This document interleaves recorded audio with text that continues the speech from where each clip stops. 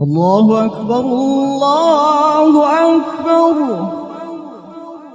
اذا جاءك المنافقون قالوا نشهد انك لرسول الله والله يعلم انك لرسوله والله يشهد ان المنافقين لكاذبون اتخذوا ايمانهم جنة فصدوا عن سبيل الله انهم ساء ما كانوا يعملون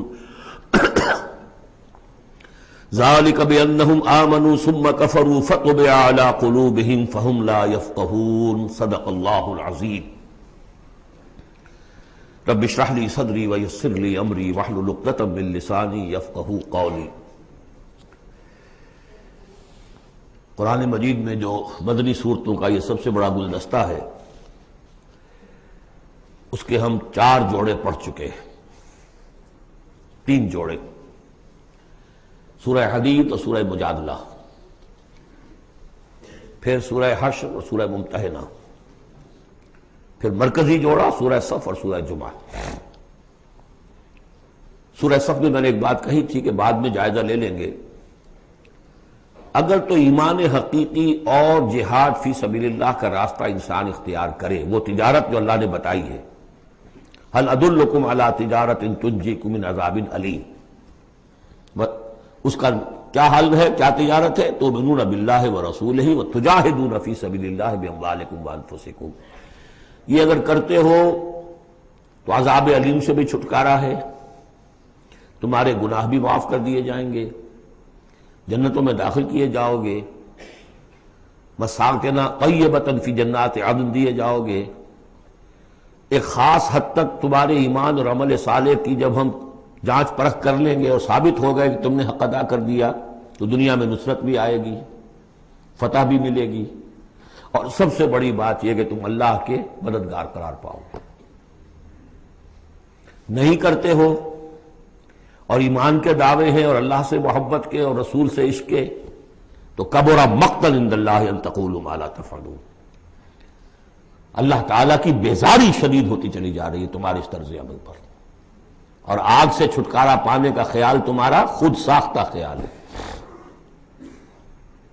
امید موہوم ہے، اس لیے کہ کلام جو ہے یہ محمل کلام نہیں ہے۔ هل ادلکم علی تجارت تنجیکم من عذاب علیم، وہ تجارت تمہیں بتائی جائے جو عذاب علیم سے چھٹکارا دلا دے، وہ نہیں کرتے ہو اور چھٹکارا ہو گیا تو پھر یہ کلام غلط ثابت ہو گیا، پھر یہ کلام محمل ہے، بے معنی ہے۔ کرتے ہو تو سب کچھ ہے، اس کو کہتے ہیں ہماری فزیولوجی میں آل اور نن لا، وہ چیز ہوگی تو پوری ہوگی، نہیں ہوگی تو زیرو ہو جائے گی، پرسنٹیج نہیں ہے بیچ میں۔ مسلز کے بارے میں، یہ والنٹری مسلز جو ہوتے ہیں، ان کی کنٹریکشن جو ہوتی ہے آل اور نن، اگر تو سٹیمولس پورا مل جائے گا تو پوری کنٹریکشن ہوگی، اور اگر وہ سٹیمولس جو ہے کم ہے تو بالکل نہیں ہلے گا وہ، یہ نہیں کہ وہ درمیان میں، آل اور نن لا۔ اچھا، اس کے لیے جو آدمی چاہیے کیسے ٹرین کرنا، کیسے تیار کرنا، وہ سورۃ جمعہ۔ اب یہ جو دوسرا، بلکہ کہنا چاہیے کہ جو چوتھا جوڑا آ رہا ہے، اس میں ایک تو ترتیب آپ الٹی دیکھ رہے ہیں، پہلے آ رہی ہے وہ سورت جس میں کہ تسبیح کا ذکر نہیں ہے، بعد میں آئے گی سورہ تغابن جس میں تسبیح کا ذکر ہے۔ دوسری بات یہ کہ یہاں نفاق کا تذکرہ ہے اور سورہ تغابن میں ایمان حقیقی پر جامع ترین سورت ہے۔ میں نے آپ کو پہلے بتایا تھا کہ وہ مباحث، اب نفاق کی جو بحثیں آئی ہیں سورہ نساء اور سورہ توبہ کا تو اکثر حصہ اس پر مشتمل ہے، اور بھی تقریباً تمام مدنی صورتوں کے اندر وہ ذکر موجود ہے، کہیں ذرا ڈھکا چھپا ہے جیسے سورہ بقرہ میں، کہیں کھلم کھلا ہے، اعلانیہ ہے۔ اسی طریقے سے ایمان کی بحثیں تو پوری مکی قرآن میں پھیلی ہوئی ہیں، اور اس کے بلکہ اور خلاصے نکال کر بہترین جو ہے مدنی قرآن میں بھی لکھ دیے گئے ہیں، آیات الآیات ہے، آیت الکرسی ہے۔ لیکن ایک خلاصہ 11 آیتوں پر مشتمل نفاق کی حقیقت پر یہ سورہ منافقون، یہ منفی ہے، مثبت شے کیا ہے؟ ایمان۔ 18 آیتوں پر مشتمل جامع ترین سورت قرآن حکیم کی ایمان کے موضوع پر سورہ تغابن۔ نفاق کے بارے میں چند باتیں سمجھ لیجئے جو اگرچہ پہلی بحث میں بہت آ چکی ہیں، لیکن آج پھر میں بتا دینا چاہتا ہوں۔ نفاق کی 2 قسمیں، ایک وہ شخص جو شعوری طور پر دھوکہ دینے کے لیے ایمان لایا، وہ شروع ہی سے منافق ہے، ایک دن بھی اسے ایمان کی لذت نصیب ہوئی نہیں۔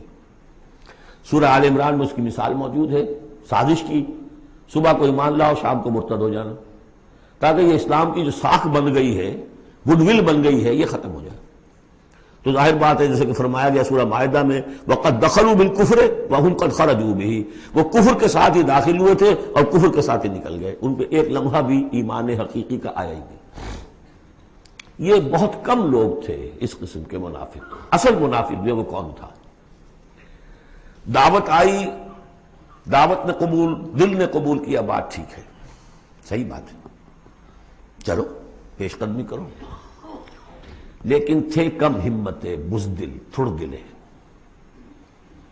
اب ظاہر بات ہے یہ دعوت تھی انقلابی دعوت، انقلابی دعوت میں تصادم کے مراحل آتے ہیں، اور وہاں جو ہے تکلیفیں، آزمائشیں، مصیبتیں، ایثار مال، بذل نفس، یہاں تک کہ وہ مرحلہ بھی آ سکتا ہے کہ نقد جان ہتھیلی پر رکھو اور میدان میں آ جاؤ۔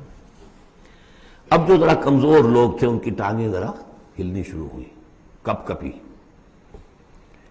پہلا مرحلہ یہ ہوا ان میں کہ انہوں نے اپنی قصور کو ماننا، ہم سے خطا ہو گئی، غلطی ہوئی۔ یہ سورہ توبہ میں پڑھ چکے ہیں، خلطوا عملا صالحا وآخر سیئا۔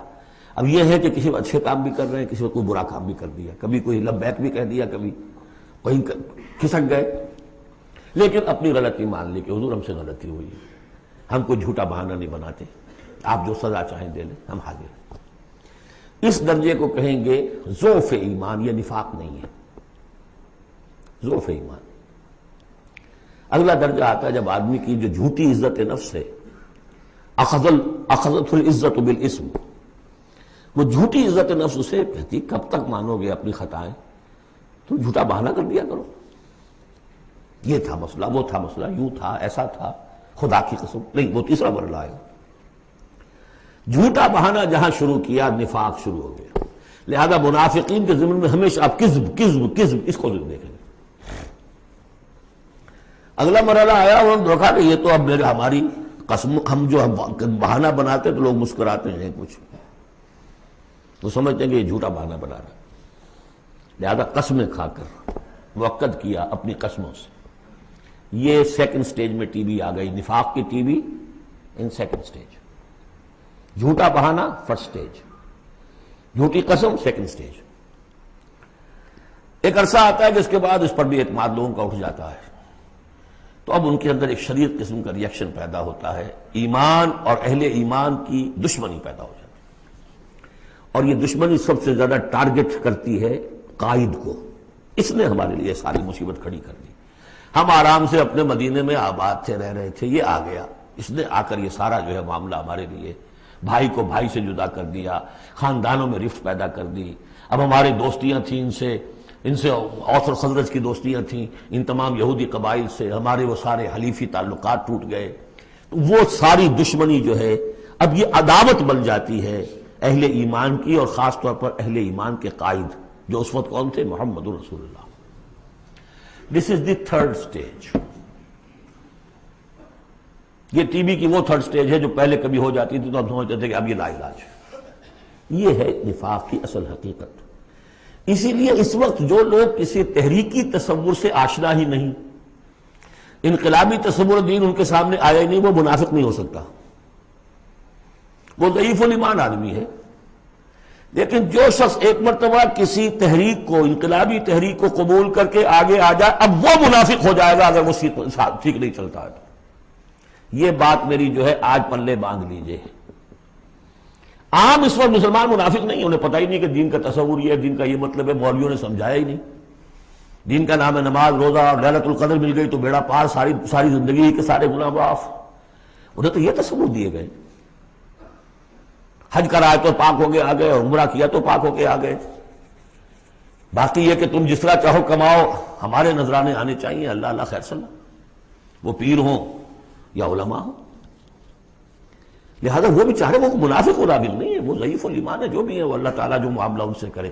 جو شخص کسی حقیقی انقلابی اسلامی تحریک سے متعلق ہو جائے، اس کو حق سمجھ کر، پھر اگر وہ پیچھے ہٹ رہا ہے اس لیے کہ قائد میں اسے کوئی چیز ایسی نظر آئی کہ یہ تو غلط کار انسان ہے، دھوکے باز انسان ہے، ٹھیک ہے، پیچھے ہٹ جانا چاہیے۔ اگر یہ طریقہ کار جو اس نے بتایا تھا یہ اس سے منحرف ہو گیا ہے، پیچھے ہٹ جانا چاہیے۔ جو اس نے طریقہ کار بتایا تھا اس وقت ہمیں معلوم ہوا تھا ٹھیک ہے، لیکن اب ہم سمجھتے ہیں کہ ٹھیک نہیں ہے، پیچھے ہٹ جانا چاہیے۔ یہ سب ٹھیک، اس میں نفاق نہیں ہوگا، لیکن محض اس لیے کہ اب مشقت کرنی پڑ رہی ہے، محنت کرنی پڑ رہی ہے، اپنے کیریئر پر آنچ آ رہی ہے، اپنے لیے جو ہیں اور زندگی کی لذتیں جو ہیں ان میں ہمارا گھاٹا پڑ رہا ہے، جائیے کہ کبھی امیر نے ڈانٹ دیا ہے، یہ تو ہوتا ہے جماعتوں کے اندر، ہوتا ہے، زجر بھی ہوتی ہے، توبیخ بھی ہوتی ہے۔ حضور نے یہاں تک بھی کہا کہ میرا جی چاہتا ہے کہ جو لوگ نہیں آتے فجر کی نماز میں کسی اور کو یہاں پر امام بنا کر کھڑا کر دوں اور جا کر ان کے گھروں کو آگ لگا دوں، یہ بھی تو کہا ہے محمد رسول اللہ صلی اللہ علیہ وسلم۔ تو بہرحال اس وجہ سے اگر کوئی پیچھے ہٹا تو وہ اس پروسیس میں آ جائے گا، اس کو اچھی طرح سمجھ لینا چاہیے۔ بسم اللہ الرحمن الرحیم، اذا جاءک المنافقون قالوا نشهد انک لرسول اللہ۔ اے نبی جب آپ کے پاس آتے ہیں منافق اور وہ کہتے ہیں کہ ہم گواہی دیتے ہیں، ہم کہتے ہیں، ہم اقرار کر رہے ہیں کہ آپ اللہ کے رسول ہیں، واللہ یعلم انک لرسول، اللہ جانتا ہے کہ آپ اس کے رسول ہیں، اللہ سے بڑھ کر اور کون جانتا ہے کہ آپ اللہ کے رسول ہیں، لیکن واللہ یشہد ان المنافقین لکاذبون، اللہ گواہی دیتا ہے کہ یہ منافق جھوٹے ہیں، یہ دل سے بات نہیں کہہ رہے۔ اتخذوا ایمانہم جنۃ، پہلی سٹیج کاذبون کے حوالے سے یہ جھوٹے ہیں، نفاق کی پہلی سٹیج۔ پھر انہوں نے اپنی قسموں کو ڈھال بنا لیا، اتخذوا ایمانہم جنۃ فصدوا عن سبیل اللہ، انہوں نے اپنی قسموں کو ڈھال بنا کر اور اللہ کے راستے سے رک گئے۔ خدا کی قسم یہ مسئلہ تھا، میں اس لیے نہیں جا سکا، میری بیوی بیمار تھی، کوئی دیکھنے بھالنے والا نہیں تھا۔ انہم ساء ما کانوا یعملون، یہ بہت ہی برا کام ہے جو کر رہے ہیں۔ ذالک بانہم آمنوا ثم کفروا، یہ وہ لوگ ہیں جو ایمان لا کر کافر ہوئے ہیں، یہ وہ لوگ نہیں ہیں جو دھوکے ہی سے ایمان میں داخل ہوئے تھے۔ تھوڑی سی پونجی انہیں ملی تھی ایمان کی، آئے تھے، اس وقت بدنیت نہیں تھے، ان کی فطرت نے اپیل کیا تھا اس دعوت نے، لیکن اب جو پاؤں ان کے ہلے ہیں وہ انہیں کیا پتا تھا کہ یہ شہادت گاہ الفت میں قدم رکھنا ہے، لوگ آسان سمجھتے ہیں مسلمان ہونا، یہ تو انہیں معلوم نہیں تھا، یہ تو معلوم نہیں تھا۔ وَلَنَبْلُوَنَّكُمْ بِشَيْءٍ مِّنَ الْخَوْفِ وَالْجُوعِ وَنَقْصٍ مِّنَ الْأَمْوَالِ وَالْأَنفُسِ وَالثَّمَرَاتِ وَبَشِّرِ الصَّابِرِينَ، وہ تو بن گئے تھے مسلمان، جیسے آئے حضور، پورے اوس اور خزرج کے قائدین ایمان لا چکے تھے، سارا قبیلہ لے آیا، ٹھیک ہو گیا، انہیں کیا پتا تھا کیا کچھ آ رہا ہے اس کے پیچھے۔ یہ ایمان جو ہے یہ تو یوں سمجھیے کہ ٹپ آف دی آئس برگ ہے، اس کے نیچے جو اصل برگ جو آیا ہے برف کا تودا، تو وہ پھر ان کے پاؤں ہے، اس میں بھی جب تک اقرار ہو اپنے تقصیر کا تو وہ ضعف ایمان کہلائے گا، نفاق نہیں۔ خذ من اموالہم صدقۃ تطہرہم وتزکیہم بہا، ایسے لوگوں کا علاج بھی سورہ توبہ میں آ چکا ہے۔ لیکن جھوٹ بہانا پہلی منزل، جھوٹی قسم دوسری منزل، اور پھر عداوت آگے آئے گی چل کر اسی صورت میں۔ ذالک بانہم آمنوا ثم کفروا، یہ اس لیے کہ ایمان لائے پھر کفر کیا۔ فطبع علی قلوبہم، اب اللہ نے ان کے دلوں پر مہر کر دی ہے۔ فہم لا یفقہون، اب یہ تفقہ حقیقی تفقہ سے خالی ہو چکے۔ وَإِذَا رَأَيْتَهُمْ تُعْجِبُكَ أَجْسَامُهُمْ، جب اے نبی آپ انہیں دیکھتے ہیں ان کے جسم آپ کو بڑے اچھے لگتے ہیں، بڑے تن و توش والے ہیں۔ وَإِن يَقُولُوا تَسْمَعْ لِقَوْلِهِمْ، جب وہ آپ سے بات کرتے ہیں تو آپ بڑے غور سے سنتے ہیں۔ چودھری لوگ جو ہوئے، سرمایہ دار بھی ہوئے، چودھری بھی ہوئے، تو ان کی حیثیت ہے تو آپ توجہ سے سنتے ہیں ان کی بات۔ كَأَنَّهُمْ خُشُبٌ مُّسَنَّدَةٌ، اے نبی یہ تو ان سوکھی لکڑیوں کے مانند ہیں جو اپنے بل پر نہیں کھڑی ہوا کرتی، انہیں ٹیک لگا کر کھڑا کیا جاتا ہے۔ یحسبون کل صیحۃ علیہم، اندر سے اتنے بودے ہیں کہ ذرا سی آہٹ ہوتی ہے تو ان کی جان پر بن جاتی ہے، وہ سمجھتے ہیں کہ پھر آئی کوئی مصیبت، کہیں اور سے پھر شاید کوئی حملے کی خبر آ رہی ہے اور پھر کوئی جنگ ہوگی، پھر کہیں گے نکلو اللہ کی راہ میں۔ یحسبون کل صیحۃ علیہم، اپنے اوپر ہی سمجھتے ہیں ہر آہٹ کو۔ ہم العدو، یہ تیسری سٹیج ہے، یہ اب اصل دشمن یہ ہے۔ باہر کا دشمن جو آ رہا ہے ابو جہل لشکر لے کر یا ابو سفیان لشکر لے کر، وہ اتنا خطرناک نہیں جتنے کہ یہ ہے، یہ بارے آستین ہے، یہ اندر سے ڈنک مارنے والا۔ ہم العدو، اصل دشمن یہ ہے۔ فاحذرہم، ان سے بچ کر رہو، چوکس رہو، چوکنے رہو، چاہے معاف کرتے رہو، یہ بات دوسری ہے۔ حضرت مسیح کا قول آپ کو سنا چکا ہوں کہ فاختہ کے مانند بے ضرر، لیکن سانپ کے مانند ہوشیار رہو۔ سانپ چوکنا کتنا ہوتا، لیکن سانپ ضرر بھی پہنچا دیتا، تم چوکنے تو ویسے رہو جیسے سانپ ہوتا ہے، بے ضرر ایسے رہو جیسے کہ فاختہ ہوتی ہے۔ حضور کی یہی شان تھی۔ جس نے آگے جھوٹی قدم کھائی، جھوٹا ٹھیک ہے بھائی جاؤ، ٹھیک ہے، مروت، شرافت، جس پر کہ پھر اللہ کی طرف سے گرفت بھی آ گئی۔ عفا اللہ عنک لما اذنت لهم، اللہ معاف کرے آپ کو، اللہ نے آپ کو معاف کر دیا، کیوں آپ نے ان کو اجازت دے دی؟ وَإِذَا قِيلَ لَهُمْ تَعَالَوْا قَاتَلَهُمُ اللَّهُ أَنَّىٰ يُؤْفَكُونَ، اللہ ان کو قتل کرے، گردن مارے اللہ ان کی، کہاں سے یہ پھرائے جا رہے ہیں؟ یعنی قسمت کی خوبی دیکھیے، ٹوٹی کہاں کمن، دو چار ہاتھ جبکہ لبے بام رہ گیا۔ محمد کا زمانہ نصیب ہوا صلی اللہ علیہ وسلم، ان کی دعوت پر لبیک کہنا نصیب ہو گیا، یہ نصیب اللہ اکبر لوٹنے کی جائے، لیکن کہاں سے یہ واپس پھرے؟ کس جگہ کمن ٹوٹی ہے؟ وَإِذَا قِيلَ لَهُمْ تَعَالَوْا يَسْتَغْفِرْ لَكُمْ رَسُولُ اللَّهُ، جب ان سے کہا جاتا آؤ بھائی غلطی مان لو اپنی، تو اللہ کے رسول تمہارے لیے استغفار کریں گے۔ تو رسول کی دشمنی تو ان کے دل میں بنی ہوئی ہے، کیسے آئیں؟ جب کہا جاتا آؤ تمہارے لیے اللہ کے رسول استغفار کریں گے اللہ سے، لَوَّوْا رُؤُوسَهُمْ، وہ اپنے سروں کو مٹکا، جی آئیں گے ٹھیک ہے، ذرا میں بعد میں آؤں گا۔ وَرَأَيْتَهُمْ يَصُدُّونَ وَهُمْ مُسْتَكْبِرُونَ، اور آپ دیکھتے ہیں انہیں کہ وہ رک جاتے ہیں، آتے نہیں، تکبر ہے، مستکبرون۔ اب نبی کے سامنے جا کے روز اپنی خطاؤں کو ہم اعتراف کرتے رہے، ہماری بھی کوئی عزت نفس ہے؟ یہ کیا ہے جس وقت چاہا ہمیں ڈانٹ دیا؟ آخر یہ کہ عزت نفس ہے ہماری بھی۔ سواء علیہم استغفرت لہم ام تستغفر لہم ام لم تستغفر لہم، برابر ہے ان کے لیے نبی، چاہے آپ ان کو معاف فرمائیں، آپ استغفار کریں چاہے نہ کریں، لن یغفر اللہ لہم، اللہ ان کو ہرگز معاف نہیں کرے گا۔ اس سے اگلی سٹیج میں یہ آیت آ چکی ہے سورہ توبہ میں، استغفر لہم او لا تستغفر لہم ان تستغفر لہم 70 مرۃ فلن یغفر اللہ لہم۔ اب اے نبی ان کے لیے تو چاہے آپ استغفار کریں چاہے نہ کریں، آپ 70 مرتبہ بھی استغفار کریں گے تب بھی اللہ ان کو معاف نہیں کرے گا۔ اور حضور کی مربت دیکھیے، حضور فرماتے ہیں کہ اگر مجھے یہ معلوم ہوتا کہ 70 سے زیادہ مرتبہ استغفار کرنے سے ان کی نجات ہو جائے گی تو میں 70 سے زیادہ مرتبہ استغفار کرتا، لیکن یہاں 70 مراد نہیں ہے، 70 سے مراد جتنی چاہے آپ استغفار کر لیں۔ ہم الذین، اب یہ عداوت کا جو ہے ان کا جو نقشہ ہے، یہ واقعات پیش کیے جا رہے ہیں۔ ایک غزوے سے واپسی پر دو مسلمانوں کی لڑائی ہو گئی، ایک مہاجر تھے اور ایک تھے انصاری۔ اب وہ پانی بھرنے پر کہیں، بلکہ ان کی بھی نہیں، ان کے خادموں کی لڑائی ہو گئی تھی۔ اس کو وہاں منافقوں نے اچھال دیا، مہاجرین اور انصار کا جھگڑا بنا دیا، اور کہا اس وقت آپ کے عبداللہ ابن ابی نے، دیکھو تم نے اصل میں اے انصار، اے مدینے والو، یثرب والو، تمہاری مثال تو وہی ہے جو کہتے ہیں کہ سمن کلبک یا کو لوگ اپنے کتے کو کھلا پلا کے موٹا کرو، کس کا بھی تمہیں ہی کاٹے گا۔ تم نے ان کو جگہ دی، پناہ دی، کھلایا پلایا، اب یہ تمہارے سر کو آ رہے ہیں، غریبانوں کو آ رہے ہیں۔ خدا کی قسم اگر ہم اب مدینے پہنچ گئے تو ان ذلیلوں کو وہاں سے نکال باہر کریں گے۔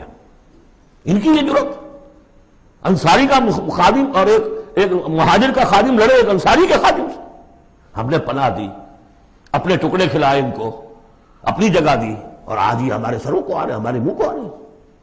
یہ بکواس اس نے کی۔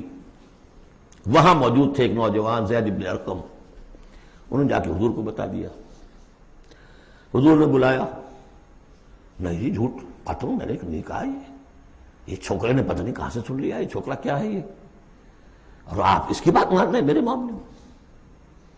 خاموش رہے حضور۔ پھر یہ آیات اتر گئیں جس نے چھوکرے کو صحیح ثابت کیا کہ کہا انہوں نے یہ۔ تو حضور نے فرمایا کہ لڑکے کے کان نے غلط نہیں سنا تھا، لیکن ایک بات نوٹ کر لیجئے، ان معاملات میں بھی حضور کوئی اقدام نہیں کر سکے عبداللہ ابن ابی کے خلاف، یہ نوٹ کرنے کی بات ہے۔ یہ جو لوگ سمجھتے ہیں کہ مکمل سٹیٹ قائم ہو چکی تھی مدینے میں، فوراً حضور کے جاتے ہی بڑی حماقت کے اندر مبتلا ہے۔ یہ ضرور ہے کہ حضور کو وہاں ایک حیثیت حاصل ہو گئی، لیکن جو تصور ہمارا ہے اس زمانے میں سٹیٹ، ریاست میں کبھی یہ ہو سکتا ہے کہ فوج میں سے 1000 میں سے 300 بھاگ جائیں، ان سے کوئی بات پرس بھی نہ ہو بعد میں؟ Is it possible؟ آج کی جدید ریاست میں کہیں یہ ممکن ہے کہ آپ کہیں اور عدالت، کسی اور عدالت میں اپنا مقدمہ لے جائیں؟ محمد کی عدالت میں نہیں جانا جی، ہمیں تو یہودیوں کی عدالت میں جانا ہے۔ منافقین یہ کرتے تھے، کوئی پکڑ نہیں تھی۔ پکڑ کب شروع ہوئی ہے؟ فتح مکہ کے بعد۔ اب یہ اس کی خوش قسمتی تھی عبداللہ ابن ابی کہ اس سے پہلے یہ واصل جہنم ہو گیا خود ہی، ورنہ یہ کہ فتح مکہ کے بعد ریاست قائم ہوئی ہے. یہی وجہ کہ اس کے بعد پھر جب جنگ کا اعلان ہوا ہے تو جو نہیں گئے ان سے باس پرس ہوئی ہے، حساب کتاب ہوا، اس سے پہلے نہیں.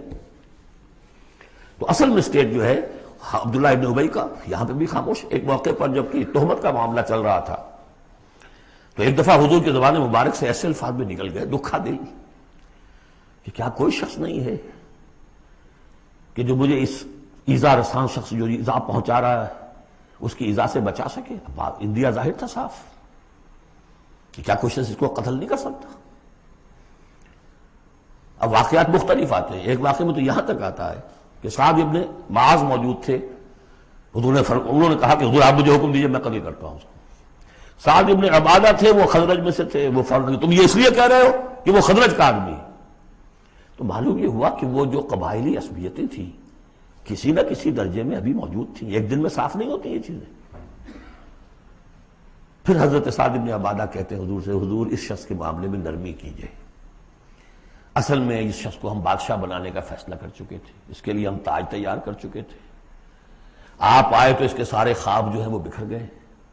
اس کا ایک طرز عمل ہے لیکن یہ کہ اس کا اثر ہے ہمارے قبیلے میں. حکمت اور مصلحت کا تقاضا یہ ہے کہ اس کے خلاف اقدام نہ کیا جائے. یہ بات سمجھ. ابھی ریاست اس درجے کی نہیں تھی کہ ان تمام چیزوں کو بالکل، ان مصلحتوں کو بالکل نظر انداز کرتے ہوئے جو قدم چاہے اٹھا دیں. یہ نہیں. اب کتنا بڑا کفر ان کا چلا آ رہا ہے یہاں پر.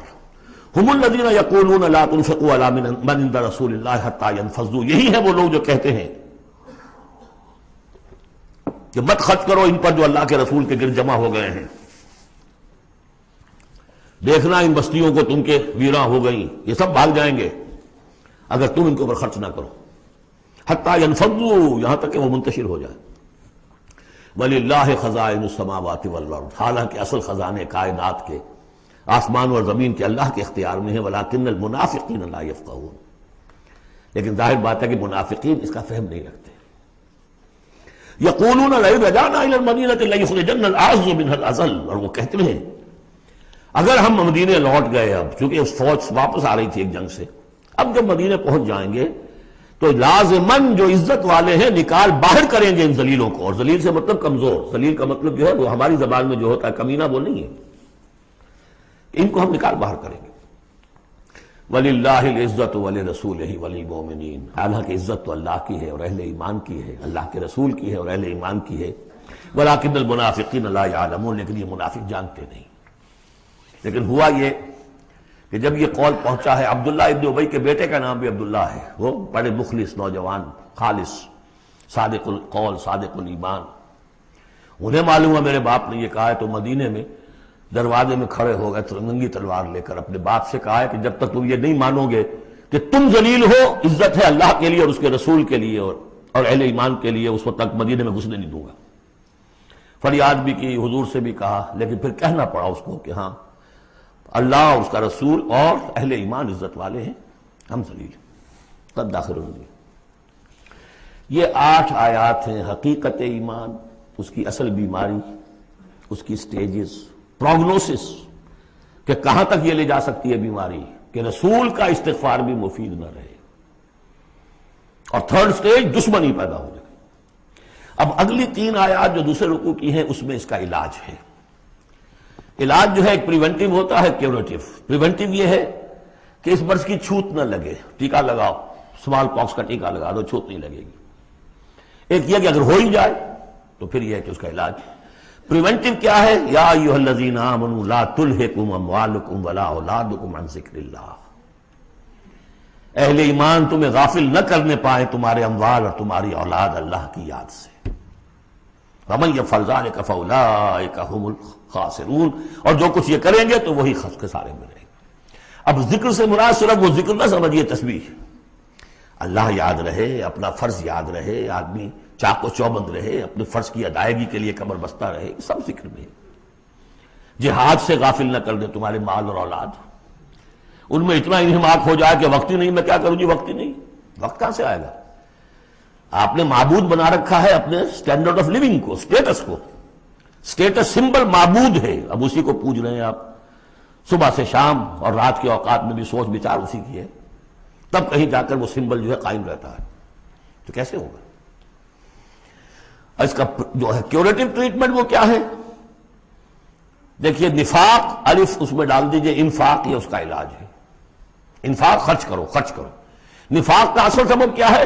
دنیا کی محبت، دنیا کا محبت کا سب سے بڑا مظہر کیا ہے؟ مال کی محبت، اور علاج بالمثل یہ ہوگا مال نکالو، یہ ہے اس کی اصل علاج۔ جیسے سورہ حدید میں ہم نے پڑھا تھا کہ زمین کے اندر ہل چلانا پڑے گا، ہل کیا ہے؟